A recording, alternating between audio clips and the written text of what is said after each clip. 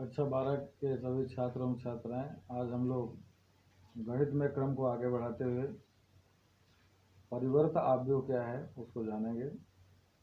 इसके पहले आव्यूहों का गुणनफल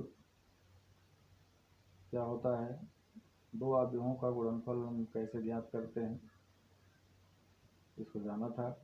यदि a और b दो आव्यूह हों तो a और b का गुणनफल ab तभी संभव है जब a में स्तंभों की संख्या b में पंक्तियों की संख्या के बराबर हो। और इसके बाद a और b का गुणनफल ab ज्ञात करने के लिए रो बाई कॉलम हम मल्टीप्लाई करते हैं और गुणनफल ज्ञात करते हैं। आज हम परिवर्त आव्यूह जानेंगे। परिवर्त आव्यूह क्या होता है, ट्रांसपोज मैट्रिक्स किसे कहते हैं। तो परिवर्त आव्यूह, यदि a कोई आव्यूह हो तो a के पंक्तियों को स्तंभों में और स्तंभों को पंक्तियों में बदलने से जो आव्यूह प्राप्त होता है उसे हम a का परिवर्त आव्यूह कहते हैं।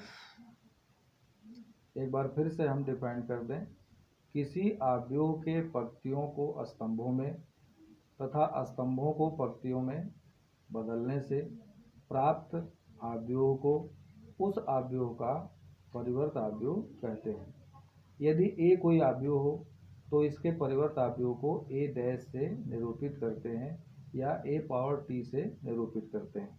आइए देखते हैं परिवर्त आव्यूह। यदि a कोई आव्यूह हो तो a के पंक्तियों को स्तंभों में तथा स्तंभों को पंक्तियों में बदलने से प्राप्त आव्यूह को परिवर्त आव्यूह कहते हैं। और अगर a कोई आव्यूह है तो इसके परिवर्त आव्यूह को a डैश या a पावर t से निरूपित करते हैं। अक्सर हम a डैश से ही परिवर्त आव्यूह को निरूपित करते हैं। एक उदाहरण देखें, यदि a बराबर 2, 5, 4, 1, 8, 3। अब अगर हम इसका परिवर्त आव्यूह ज्ञात करना हो, a डैश ज्ञात करना हो, तो पंक्ति को हम स्तंभ में कन्वर्ट कर लेंगे। तो पहली पंक्ति पहला स्तंभ 2, 5, 4 और दूसरी पंक्ति को दूसरे स्तंभ में लिख देंगे 1, 8, 3।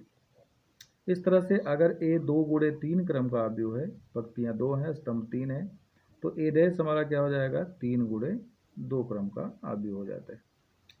तो ऑर्डर ऑफ मैट्रिक्स ट्रांसपोज का विपरीत हो जाता है।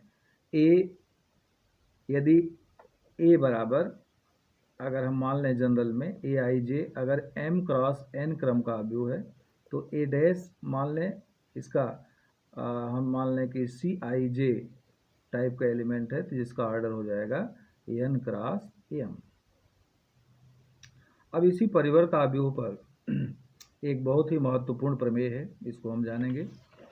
तो प्रमेय है ab डैश बराबर b डैश a डैश, अर्थात इसको अगर हम शब्दों में कहें तो दो आव्यूहों के गुणनफल का परिवर्त आव्यूह ab, दो आव्यूहों का गुणनफल डैश लगा हुआ है, तो दो आव्यूहों के गुणनफल का परिवर्त आव्यूह विपरीत क्रम में उनके परिवर्त आव्यूहों के गुणनफल के बराबर होता है, अर्थात b डैश a डैश। तो गणितीय रूप में इसे लिखेंगे ab डैश बराबर b डैश a डैश, और शब्दों में क्या कहेंगे, दो आव्यूहों के गुणनफल का परिवर्त आव्यूह विपरीत क्रम में उनके परिवर्त आव्यूहों के गुणनफल के बराबर होता है। अब इसको हम अगर प्रूफ करें, let us suppose that a बराबर aij m क्रॉस n क्रम का एक आव्यूह है और b बराबर b j k n cross p क्रम का एक आव्यूह है। तो निश्चित है कि a डैश जो है वह उसका क्रम n क्रॉस m हो जाएगा। तो a डैश बराबर let us suppose that c j i, यहाँ भी इसको हमने बदल दिया n क्रॉस m, जहाँ c j i किसके बराबर होगा, a i j के बराबर होगा। और इसी तरह से b डैश बराबर हो जाएगा d k j, यहाँ पर j k है तो k j, और इसका क्रम हो जाएगा n क्रॉस p, यहाँ है तो p क्रॉस n, जहाँ d k j किसके बराबर है, b j k।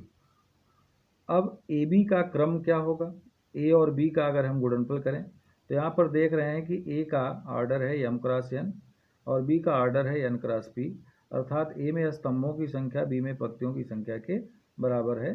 तो a और b का गुणनफल का ऑर्डर हो जाएगा m गुणे p, तो यहाँ पर a b का क्रम हो जाएगा m गुणे p। तो ए बी डैश का जो क्रम होगा वो इसका उल्टा हो जाएगा, पी क्रॉस एम। अब हम बी डैश का क्रम देखें तो बी डैश का क्रम यहाँ पी क्रॉस एन है और ए डैश का क्रम कितना है, एन क्रॉस एम है, ऊपर देख रहे हैं। अब बी डैश ए डैश का अगर हम गुणनफल देखें तो पी क्रॉस एन और एन क्रॉस एम, तो एन और एन कॉमन हो गया तो पी क्रॉस एम क्रम का अवयव होगा। तो इस तरह से हम देख रहे हैं कि ए बी का जो क्रम है वो भी पी क्रॉस एम है और बी डैश ए डैश का क्रम भी पी क्रॉस एम है। तो हम लिख सकते हैं ए बी डैश तथा बी डैश ए डैश के क्रम समान है।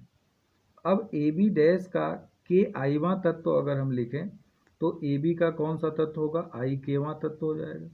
और इसको समेशन फॉर्म में लिखें, J is equal to 1 to n A I J B J के, क्योंकि ए और बी है तो दोनों के अवयवों का गुणनफल होगा। अब इसी को लिखेंगे sigma j is equal to 1 to n c i j d k j ऊपर से, और फिर sigma j is equal to n 1 to n d k j सी जे आई। इस तरह से हम इसको यहाँ पर लिख सकते हैं के आईवां तत्व बी डैश ए डैश का। तो इस तरह से ए बी डैश का के आईवां तत्व किसके बराबर हुआ, के आईवां तत्व बी डैश ए डैश का। अतः स्पष्ट है कि ए बी का डैश बी डैश ए डैश के बराबर होता है। तो इस तरह से यह बहुत ही महत्वपूर्ण प्रमेय कि दो आव्यूहों के गुणनफल का परिवर्त आव्यूह विपरीत क्रम में उनके परिवर्त आव्यूहों के गुणनफल के बराबर होता है, अर्थात ए बी डैश बराबर बी डैश ए डैश। तो इस प्रमेय को भी सीख लीजिए। अब इसके आगे हम नेक्स्ट डे बात करेंगे।